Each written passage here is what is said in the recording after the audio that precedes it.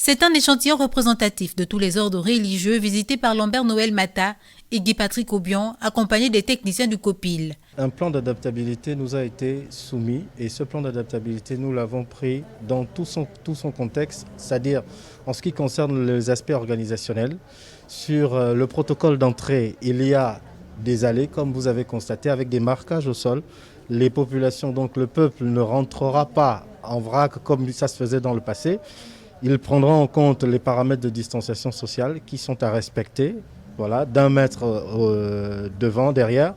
D'une part, lorsqu'ils sont dans le temple, ils sont également orientés par le protocole qui poursuit avec les mêmes applications. On va enregistrer ceux qui viennent au premier culte et aussi enregistrer ceux qui viennent au deuxième culte pour que, si déjà c'est plein, on a fait le plein, les autres ne restent pas longtemps dehors.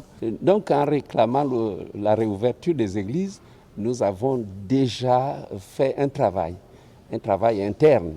Donc les églises de l'intérieur sont déjà saisies et on leur demande de suivre le plan d'adaptabilité qui a été communiqué. Cathédrale Sainte-Marie, Église évangélique paroisse de Baraka, Église de l'Alliance chrétienne, paroisse d'Aveya, les Assemblées de Dieu du Gabon au PK8, Église de Béthanie et la mosquée Hassan II ont été visitées. La communauté musulmane est prête, par le biais du Conseil supérieur des affaires islamiques du Gabon, qui n'a cessé, depuis l'apparition de ce virus, de les exhorter au strict respect des mesures barrières et à l'observation aussi de certaines mesures spécifiques à notre ordre confessionnel.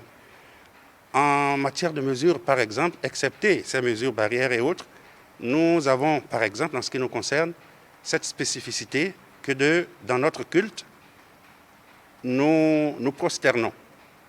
Et en prosternation, certainement, nous inspirons et nous expirons.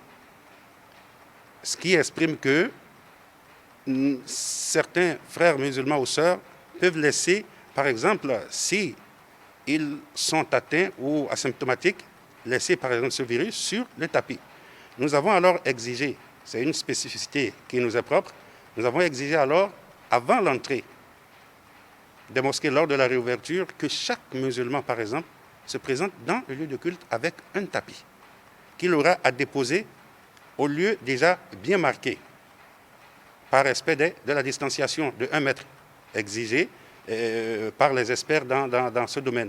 Comment célébrer l'Eucharistie, la Sainte Seine, la quête, la dîme, les offrandes, la capacité d'accueil, l'hygiène, les lieux d'aisance, l'interdiction temporaire d'imposition des mains, bref, autant de détails pratiques qui feront l'objet d'un protocole sanitaire en cas de reprise. La visite avait pour but d'avoir des éléments d'appréciation, d'évaluation, devant conduire à la réouverture prochaine ou pas des lieux de culte. Donc voici le mobile de cette visite de ce jour. Cette visite va se poursuivre dans la semaine et gagnera également l'intérieur du pays. Il s'agit de nous assurer d'un certain nombre de préalables.